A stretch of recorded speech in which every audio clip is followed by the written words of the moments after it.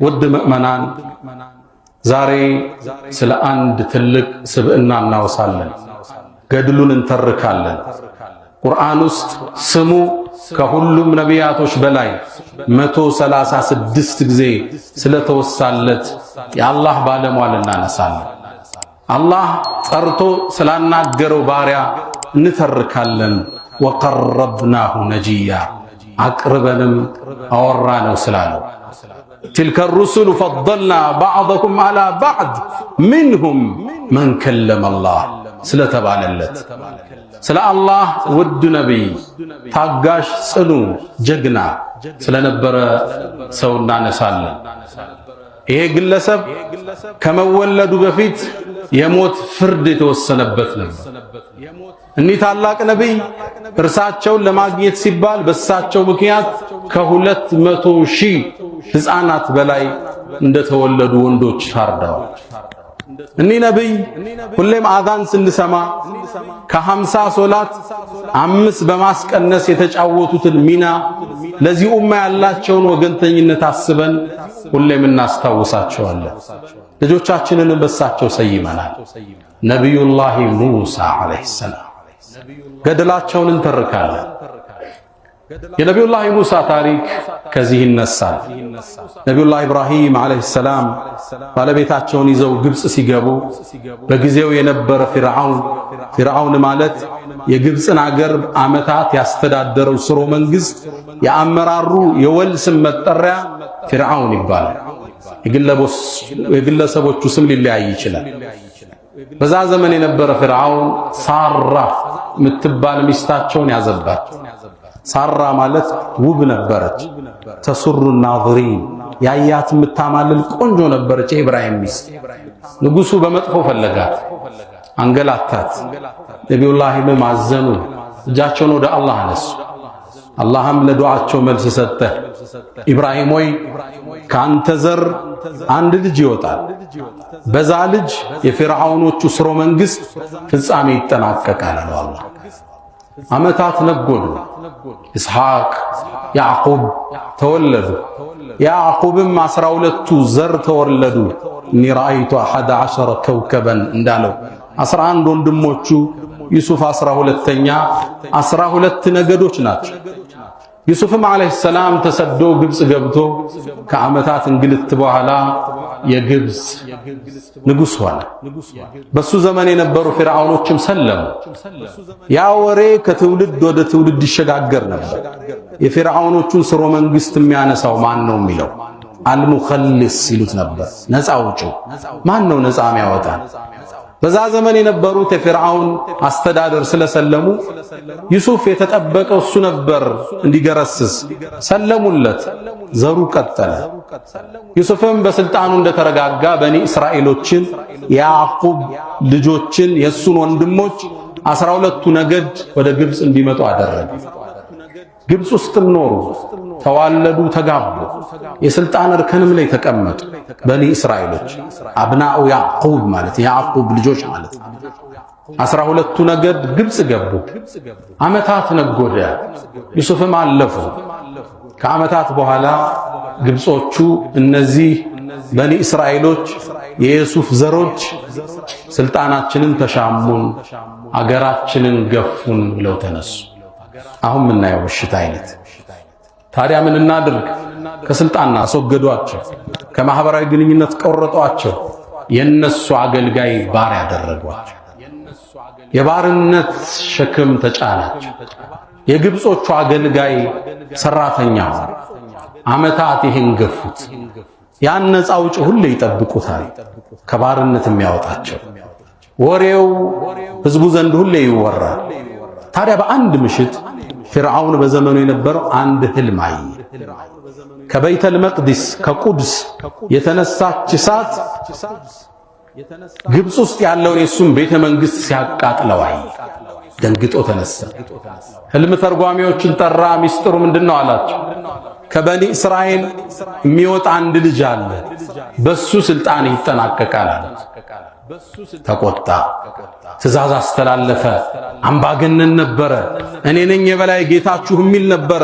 አለይሰ ሊ ሙልኩ ሚስራ ወሃዚሂ አልአንሃሩ ተጅሪ ሚን ተሕቲ የሚል ነበረ። መዓሊምቱ ለኩም ሚን ኢላሂን ገይሪ የሚል ነበረ። ትእዛዝ አወጣ። ከበኒ እስራኤሎች ውስጥ ወንድ ከተወለደ እንዲታረድ ስልጣኑን ለመጠበቅ ባለስልጣኖችን በወንበር አትምጣባቸው፣ አይመሩህም።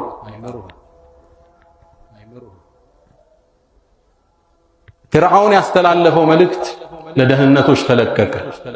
እያንዳንዷ የምታዋልድ ሴት በኒ እስራኤሎች አዋላጆች ወንድ ተወልዶ ከጠቆመሽ ከተገደለ ሽልማት አላት ተባለ።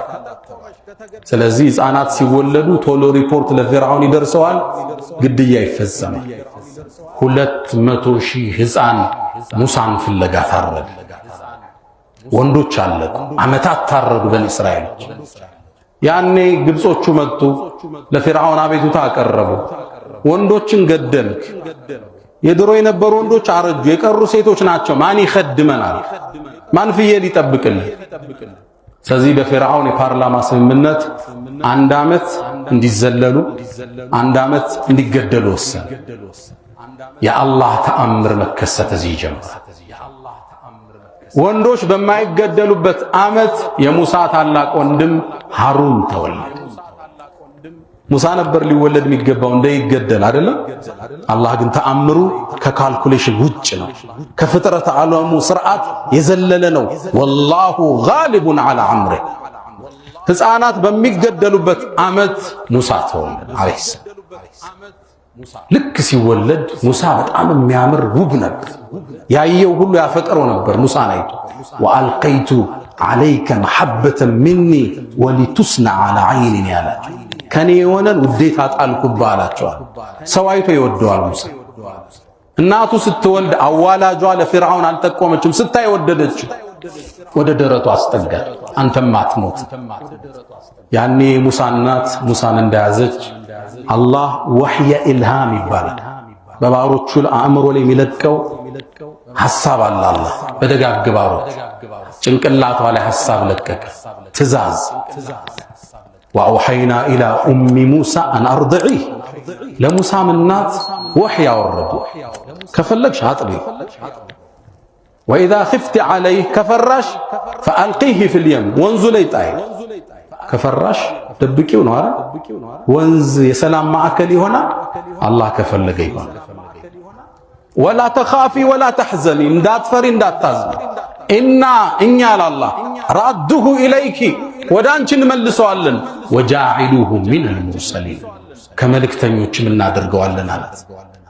የነቢዩላህ ሙሳ እናት ከሁለቱም ከመጣልም ከማጥባትም መሃል አማራጭ ወሰደች። ሳንዱቅ አሰራችለት፣ ሳጥን በገመድም አሰረችና ወንዝ ላይ ለቀቀችው። የፍርዓውን ሰራዊት ሲመጣ ቤት ውስጥ ሕፃን የለም። ማታ ገመዱን ትስበውና ታጠበዋለች፣ አጥብታ ትለቀዋለች። በዚህ መልኩ ቀጠለች። አላህ ተአምሩን ቀጠለ። አንድ ቀን ገመዱን ስትስበው ያነ ሳንዱቅ ያነ ሳጥን የለም፣ ተፈቶ ሄዷል። ደነገጠች እናት ነች። አላህ ክስተቱን በውብ ቃል ገልጾታል። ወአስበሐ ፉአዱ ኡሚ ሙሳ ፋሪገን፣ ልቧ ብርግድ አለ በድንጋጤ። ኢንካነት ለቱብዲ ቢህ ለውላ አረበጥና ዐላ ቀልቢሃ፣ እሪ ብላ ጉድ ልታወጣ ነበር፣ ቀልቧን ባንጫነው ነው አለች። ደነገጠች። ወንዝ ውስጥ ነው የተሰራው፣ የእንጨት ሳጥን ነው። ወንዝ ደግሞ ዩኑስን እንኳን የበላ አሳ ነባሪ ያለበት ቦታ ልጅ አይድንም ነው። ደነገጠች። ማዕበሉ እየቀዘፈ ያሳደው ወደ ነበረው ቤተ መንግስት ወሰደዋል። ወደ ማን? ወደ ፍርዓውን ወደ ተከበረ ቤተ መንግስት። ሴቶቹ እየተጫወቱ ነበር። ሚስቱ ይሄ ሳጥን እጃቸው ገባ። እንዴት መጣ? ሲከፍቱት ፀሐይ የመሰለ ውብ ልጅ ወደደችው። አሲያ ሚስቱ ወሰደች ወደ ፍርዓውን። እንዴት የሚያምር ልጅ አገኘን! የት ድንገት ነው የመጣው? ቁረቱ ዐይን ሊ ወለክ፣ ለኔም ላንተም አይን ማረፍ ያለች። ፍርዓውን አየ፣ አልወደደውም ሙሳ። ላንቺ አይማረፊያሽ ነው ለኔ ግን አይደለም አለ። ዑለማዎቹ ምን ይላሉ? አልበላ ሙወከሉን ቢልመንጥቅ በላ ንግግራችን ምላሳችን ላይ ነው። ለኔም ብሎ ቢሆን ነጃ መውጫው የሆነው ነበር አይደለም አለ መቀበሪያው። ሙሳ የተከበረ ሲሆን ፊርዓውን ቤት ውስጥ መኖር ጀመረ። እንደገባ አለቀሰ። ማን ያጥበው? አጥቢ የተባለ ሴት ተጠራ። የንጉሱ ልጅ እያለቀሰ የንጉሱ ልጅ ተብሎ ነው የታሰበው። አጥቢ የተባለ መጣ። የማንንም ጡት አልፈለግንም አለ። መጨረሻ እህቱ ተከትላ ሆዳ ነበር። ልጠቁማችሁ እንዴ ሴት ሁሉ የሚለምዳት አንዲት እናት አለች አለች። የሙሳ እናት በክብር ቤተ መንግስት መጣች። ሙሳንም ደረቷ ላይ ስታሳርፈው ጡቷን ተቀብሎ ጠበቀ። ኢና ራዱሁ ኢለይክ እንመልሰዋለን ወደ አንቺ ብሏታል። አላህ መለሰላት። ፊርዓውን ቤተ መንግስት ቁጭ ብላ ልጇን እየተከፈላት ማጥባት ጀመረች። ሊገለው በሚያሳደው ንጉስ እንክብካቤ አበቀለ። ይሄን ወጣት ሙሳ ዱብ ዱብ አለ። አደገ። ጀግና ነበር፣ ጠንካራ ነበር፣ በጣም ስትሮንግ ነበር። ታሪኩ በአንድ ቦክስ ሰው የሚገል ነበር። አደገ ተከብሮ። በአንድ ቀን ሙሳ ሁለት ሰዎች ሲጋጩ አይና በቦክስ መጥቶ ይገለዋል። ሌላ ቀንም ሲጋጩ ያገኝና ለመገላገል ሲገባ እሱ እንደገደለው ይሰማበታል። ፊርዓውን ድሮም ጀምሮ ጥላውን ስለማይወደው ሙሳን ለመግደል ምክንያት አገኛል። ያኔ ለሙሳ ከፊርዓውን ቤተ መንግስት ውስጥ ያለ ሚስጥር ተላከለት። አንተ ሙሳ ፊርዓውን ሊገልነው እኽሩጅ ኢኒ ለከ ሚን ናስሪ አገሩን ጥለጥፋል። ወደ ቤቱ ሻንጣ ላዘ። በቆመበት ፊቱን አዙሮ አቀና። ወደ ምን? ወደ ማዕቀው በረሃ። ፈኸረጀ ሚንሃ ኻኢፈን የተረቀብ ይላል። ፈርቶ ሌሊት እየተኛ አንዳንድ ቀን እየተጓዘ የዛፍ ቅጠል እየተመገበ ሙሳ ቀጠለ። ቀናት ተጓዘ። ወደ መድየን የምትባል ሀገር ደረሰ። የሹዓይብ ሀገር። እዛች ሀገር ሲገባ ሴቶቹ ውሃ እያጠጡ አገኛቸው። ሰዎች ከጉድጓዷ ውሃ ይቀዳሉ። ሴቶቹ ግን ራቅ ብለው ቆመዋል። ተጠጋቸው። ማ ኸጥቡኩማ ምንድነው የገጠማችሁ? አይኛማ ማጠጣት አንችልም፣ ወንዱ አጠጥቶ እስኪጨርስ። ለምን ታዲያ አባታችሁ የለም? ወአቡና ሸይኹን ከቢር አባታችን አርጅቶ ቤት ነው ያለ። ፈሰቃ ለሁማ አጠጣላቸው። ከዛም ደክሞታል፣ እርቦታል። እጁን ወደ አላህ ነሳ። ረቢ ኢኒ ሊማ አንዘልተ ኢለይ ምን ኸይሪን ፈቂር ደክሞኛል እርዳታህን አለው አላህ። የሹዓይብ ልጅ ወይም የአንድ የደግ ሰው ልጅ ሹዓይብ ነው ተብሏል። መጣች። አባቴ ምንዳ ሊከፍልህ ይጠራሃል አለችው። መጣ ሙሳ ሹዓይብን አወራው። ታሪኩን ነገረው በዝርዝር። ቀሰስ የተባለው ምዕራፉ በዛም ፈቀስ ዐለይሂ አልቀሰስ። ሹዓይብም ይሄን ከሰማ በኋላ አብሽር አትፍራ፣ ነጀውት ሰላም ወጣህ። ግን አለው እኔ ልቅጠር 8 ዓመት አገልግለኝ፣ አንዷን ልጄን እድርሃለሁ። 10 ከሞላኸው መልካም። ሙሳም ከሱ ጋር ተቀመጠ። ከዛ የነብይ ቤተሰብ ኩትኮታ ተሰጠ። ምነው ለወደፊት የነብያቶቹ ሁሉ አይነታ የሚሆንበት ዘመን እየመጣ ነብዩና መሐመድን ነብዩላህ ኢብራሂምን ተከትሎ በሶስተኛ ደረጃ የሚሰለፍ ነብይ የመሆንን ነፃን አገኘ። ታዲያ አገልግሎ ሲጨርስ ሹዓይብን አስፈቅዶ አገሩን አፈቀው። እናቱን አፈቀችው። ወደ ግብጽ ተመለሰ። ልጁን ሚስቱን ይዞ ጥሩ ሲና ተራራ አካባቢ ሲደርስ ድንገት ፀሐይ ጠፋና ዝናብ፣ ከባድ ዶፍ ዝናብ፣ መብረቅ፣ ጨለማ፣ መንገዱ ጠፋ። ሚስቱንና ልጁን አስቀመጠና እስኪ መንገድ የሚጠቁሙኝ ካገኘው ብሎ ሄደ። በእርግጥም ዋናው መንገድ የሚጠቁመውን አላህን አገኘ። በተራራው ጥግ ጠጋ ሲል አንዲት ዛፍ ላይ ሳት ይነዳል። እሷ እርጥብ ነች፣ ግን ሳት ይንቦገቦጋል። ተጠጋው። ሳቱን ሲነካው ቀዝቃዛ።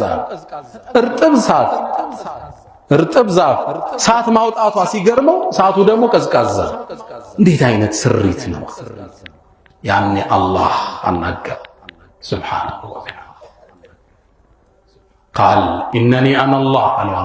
ደነገጠ ሙሳ አላህ እኮ ነኝ እንዲህ ተአምር ምሰራ ጫማህን አውልቅ የተቀበረው ቦታ ላይ ነው ያለ አወለቀ አላህ ታሪኩን ነገረው ሙሳ እንዲረጋጋ ሕፃኑነ እንዲያሳድጌ ወደ እናት መልሼ አሁን ሹዓይብ አገር ኑረ የተመለስክ ነው ሙሳ ደነገጠ ለመሆኑ በእጅ ያስከው ምንድነው አሉ ይሄማ ዱላይ በትሬ ነው ግመል መጠብቅበት ፍየል መመልስበት ቅጠል ማራግፍበት አረ ብዙ ስራ አለው አለ አላህን አብራራለት ፍጥረት ዓለሙን ለፈጠረው አላህ እስኪ ጣለው እንደዛ ከሆነ አገልግሎቱ አለው ሲጥለው ወደ እባብ ተለወጠ ደንግጦ በረገደ ሙሳ ቁም ኢኒ ላ የኻፉ ለደየል ሙርሰሉን እኔ ዘንድ መልእክተኞች አይሰጉም አንሳው አለው አነሳው እጅህን ክተተው አለው ጉያ ሙሳ እንደኛ ኢትዮጵያዊ ከለር ነው የነበረው የቀይዳም እጁን ከቶ ሲያወጣው ነጭ በሁለቱ ተአምር ህድና ፊርዓውንን ሞግታል ወደ ፊርዓውን እንደዛማ ከሆነ ሃሩን የሚባል ወንድም አለኝ እሱን ማጋዣ አድርገዋል ነብይ ያረጋለታል አንዳንዱ ለወንድሙ ለጓደኛው ሸምግሎ ነብይ ያደርግ ነብይ ሙሳ ወደ ፊርዓውን ቤተ መንግስት ሃሩን ይዞ አቀን ከአላህ የተላከነ መልእክተኛ ነው አለው ለፊርዓውን አንተን አናቀህም እንደ ነፍስ አጥፍተህ ሄድክ ክርክሩ ጀመረ መረጃህ ምንድነው ዱላውን ጣለ እባብ ሆና ተለወጠች ወደ ፊርዓውን ስትሮጥ ፊርዓውን ተነሳ ደንግጦ ውርደት ተከናነበ ያነ ጌታ ነኝ ያለ ከዛም ፊርዓውን ምን አለ ይሄ ድግምት ነው እኔም ደጋሚዎችን ልጥራና ተአምሩ ይታያል ደጋሚዎቹን ጠራ የዓመት በዓል ቀን ነበረ እነሱም ድግምታቸውን ጣሉ በርካታ ሺህ ነበሩ ሙሳውም ዱላውን ጣለ የነሱን ድግምት የሙሳ ዱላ በልታው ሲያነሳት አሁንም በትር ነች እነዛ ደጋሚዎች በሙሳም ፊርዓውን ተቆጣ ተደጋጋሚ ተአምርን አሳየው ሊቀበለው ፍቃደኛ አይደለም መጨረሻ ነብዩላህ ሙሳ ህዝባቸውን ይዘው ካገር ወጡ ግብጽን ለቀው ወጣው ሲሄዱ አደናግረውት ነበር የወጡት ዓመተ በዓልና ክብር ነው ብለውት ነበር የወጡት ሚስጥሩ ደረሰው 1,500,000 ሰራዊት ይዞ ተከተላቸው ወንዙ ላይ ሲደርሱ ፊርዓውን ከኋላ ደርሰው ህዝቦቹ ኢማናቸው ደካማ ነበሩ አስቸጋሪ ናቸው ኢና ለሙድረኩን ከፊት ለፊታችን ወንዝ ከኋላችን ሰራዊት ተደረሰብን አስጨረስከን አሉት ሙሳ በአንድ ቃል ገለጸ ኢነ መዒ ረቢ ሰየህዲ የኔ ጌታ ከኔ ጋር ጎዳናውን ይመራኛል አላቸው አላህም ትእዛዝ ሰጠው አንድርብ بعصاك البحر ባህሩን በዱላህ ምተዋል ባህር መስታወት አይደል እንዴት በዱላ ይሰበራል አው በአላህ ቃል ይሰበራል ነብዩላህ ሙሳ ባህሩን መቱት ፈንፈለቅ ተከፈተ فكان كل فرق كالطود العظيم እንደ ተራራ ቆመ ለ12ቱም የበኒ እስራኤል ነገዶች 12 በር ተከፈተ ገብ እየተሻገሩ ይያለ አብዛኛው ኢማኑ ደካማ አይደል ሙሳ እኮ ሌላውን አስጨርሶኛም ብቻ ነው ያዳነን አይተያዩም ነበር አላህ መስኮት ከፈተላቸው እንዲተያዩ እንዲያው ሁሉም ተሻግረው ሲወጡ የፊርዓውን ሰራዊት ከቶ እንደገባ ማዕበሉ ፈረሰ ሁሉም ሰጠ የአላህ ተአምር ዛሬ ተፈጸመ ያኔ ህዝቡ ፊርዓውንን ይፈራው ስለነበር ፊርዓውንም አልሞተም አላህ ከወንዙ ውስጥ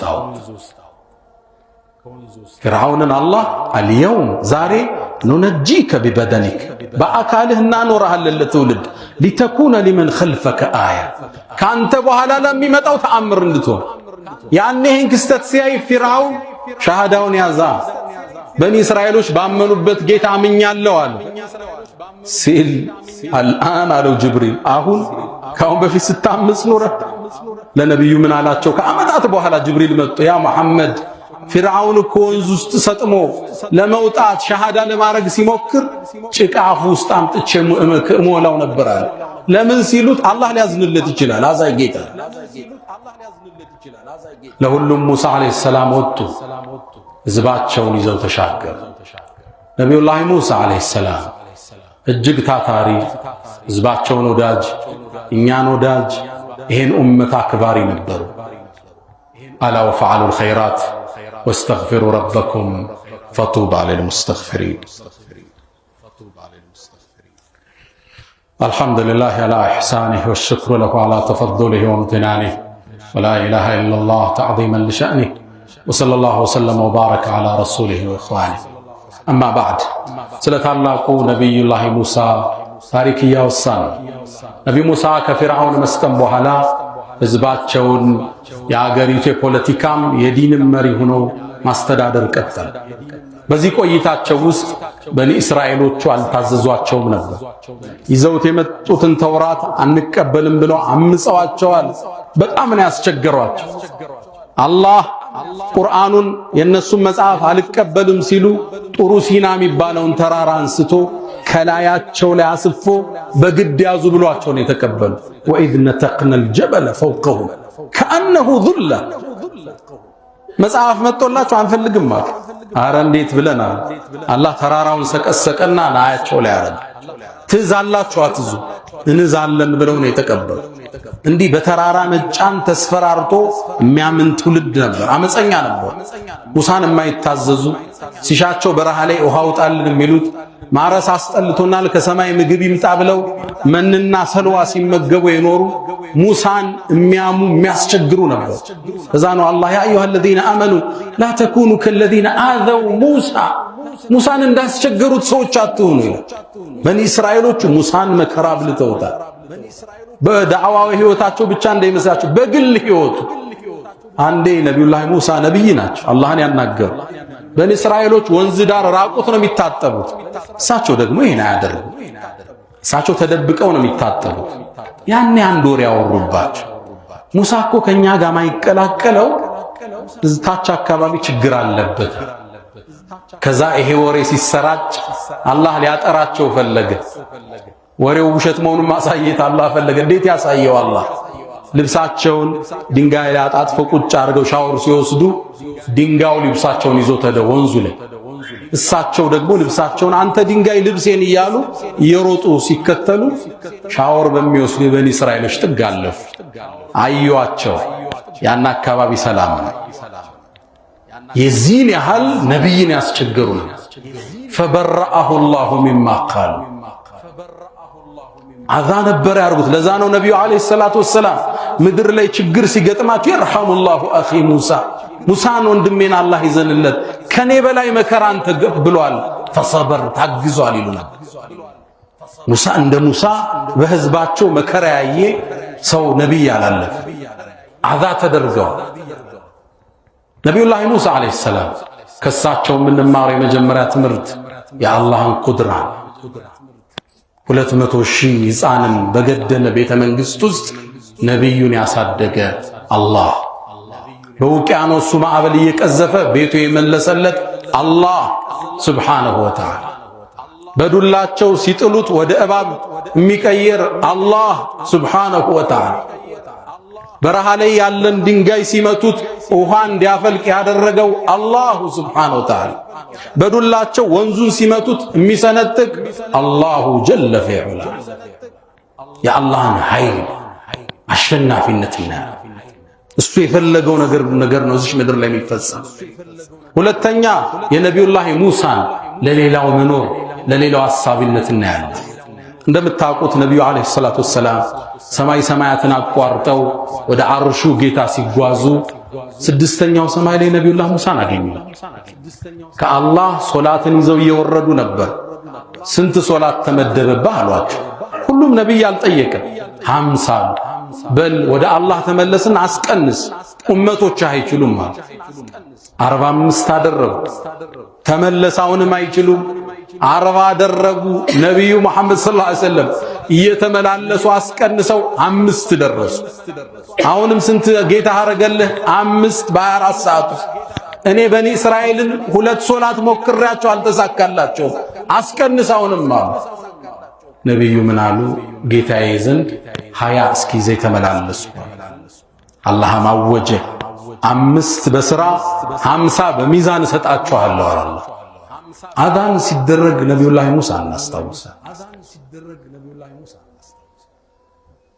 ለዚህ ኡማ ተቆርቋሪነታቸው ለሌላው ኗሪነታቸው ወንድማቸውን አማላጅ ጠይቀው ነብይነት ማዕረግ ያሰጡ ወጀዐሊ ወዚረን ሚን አህሊ ሃሩነ አኺ ብለው እሽዱድ ብሂ አዝሪ ወአሽሪኩ ፊ አምሪ አብረህ አጋራው ብለው ነብይነት ያሰጡ እኛ ወንድምን ሐስደን ጓደኛ ሐስደን ቢዝነሱን እናበላሻለን ትዳሩን እናበላሻለን ስሙን እናጠፋለን ነብይ ሙሳ ነብይነትን ትልቁን ማዕረግ ለወንድማቸው ያሰጡ ለሰው ሐሳቢ ነበር ነብይ ሙሳ አለይሂ ሰላም ወኔያቸው ትልቅ ነበር አላህን ልይህ ብለው እስከ መጠየቅ የደፈሩ የአላህ ነብይ ናቸው ወኔያቸው ስሜታቸው ሂማ ዓሊያ የነበራቸው ናቸው ወለማ ጃአ ሙሳ ለሚቃቲና ኢላላ ሙሳም እኛን ለማነጋገር በመጣ ጊዜ ወከለመሁ ረቡ ጌታህም አነጋገረው አላህን ሲያናግሩ ይላሉ ኢብኑ ከሲር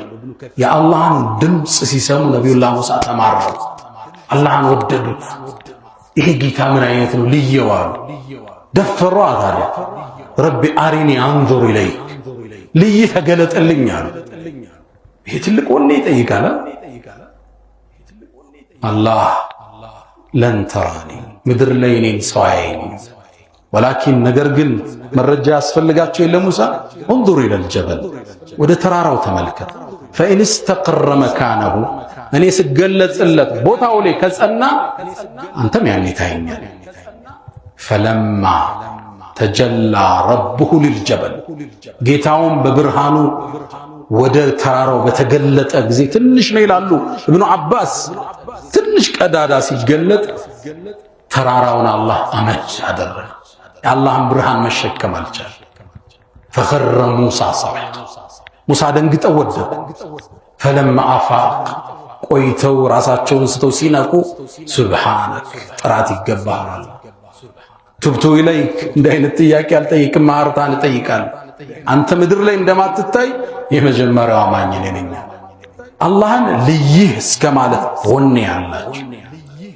ሙስሊም ወኔው ዝቅተኛ አይደለም ለዛ ነው ነብዩ አለይሂ ሰላቱ ወሰለም አላህን ስትጠይቁት ጀነትን እንዳትጠይቁት ፊርደውስን ስጠን በሉት ይላሉ የመጨረሻውን ጀነት ፈሰአሉሁ الفردوس አላህ ለዛ ነው ሰለፎቹ ታቢዒ የሚባሉት የነብዩ ባልደረቦች ሰሃቦች ጀነት ውስጥ ብቻቸው የሚገቡ ይመስላቸዋል እንዴ ይላሉ እንጋፋቸዋለን ይላሉ ገና የሙእሚን ወኔ ከነ ኢብኑ አባስ ጋር ከነ ዑመር ጋር አብረን ነው ምንገባ የሚል የሙእሚን የነብዩ ኡመት ወኔ እዚህ የደረሰ ልይ የሚል ወኔ ያላቸው የአላህ ትልቅ ነብይ በልጅነት ወንዝ ላይ ተጣሉ ኋላም ወንዝን ከፍለው ህዝባቸውን ያሻገሩ የአላህ ባለሟል ወዳጅ ወካነ ዐንደላሂ ወጂሃ እኔ ዘንድ የታፈረ የተከበረ ነብይ ነበር ወከለመ አላሁ ሙሳ ተክሊማ አላህ ሙሳን በማናገር አናገረው ይላል ነብዩም የሚወዱት የሚያከብሩት ወንድማቸው ነበር 76ኛው ሰማይ ላይ ሲያገኙት አለቀሰ ሙነነው አሉት ሙሳ ከኔ በኋላ አንድ ወጣት ተልኮ ከኔ የተሻለ ህዝብ ዞ ጀነት እኮ ይገባል ነብዩ ሲያቸው ሰለላሁ ዐለይሂ ወሰለም ነብዩ ሙሳ ዐለይሂ ሰላም ነብዩ በጣም የሚያከብሩት መዲና ላይ ያሉ የሁዶች ጎረቤት ናቸው የኛ ነብይ ከሙሳ ይበልጣሉ ይያሉ ሲፎክሩ ሙስሊሞችን ነብዩ ሰሙ እንዲያወዳድሯቸው አልፈለጉም ሰይዳቸው አዎ የሰው ልጆች አይነት አሳቸው ናቸው ከሙሳ ታብልጡኝ አሉ ተነሱ እኔ እኮ አላህ የውመል ቂያማ ምድርን ከፍቶ ሊወጣ የመጀመሪያ ነብይ ነኝ ግን ሰወጣ የአርሹን ምሰሶ ተደግፎ ሙሳን አገኘዋለሁ አላቅም ከኔ በፊት ይነሳ ወይም ጥሩ ሲና ላይ ደንግጦ በመውደቁ አላህ ተክቶለት ይሆን አላቅም ይላሉ ነብዩ አለይሂ ሰላቱ ወሰለም ነብዩላህ ሙሳ አለይሂ ሰላም ልጆቻችንን በስማቸው የሰየምንላቸው አዛን ስንሰማም እናስታውስላቸው በአላህ ላይ የተለየ ተወኩል የነበራቸው የአላህ ባለሟል ታሪካቸው ሰፊ ነው ካደል ቁርአን ወን የኩነ ለሙሳ ብለዋል ኢብኑል ቀይም የሙሳ መጽሐፍ ሊሆን ቁርአን ምን ቀረው ሱረቱል ቀሰስ ሳቸው ናቸው ውስጥ ገባ ሙሳ ናቸው ያልተጠቀሱበት ቦታ የለም 136 ጊዜ ስማቸው ተነስቷል አለይሂ ሰላም ፈርጋቸውን ከሚከተሉት የውመል ቂያማ አብሯቸው ከሚሆኑት ደጋግ ባሮች አላህ ያድርገን ያ ማን ተحبون النبي محمد صلوا عليه وسلموا طول المدى فصلاتكم وسلامكم نورا لكم في أمسكم وبيومكم ولكم غدا إن الله وملائكته يصلون على النبي يا أيها الذين آمنوا صلوا عليه وسلموا تسليما اللهم صل على محمد وعلى آل محمد كما صليت على إبراهيم وعلى آل إبراهيم وبارك اللهم على محمد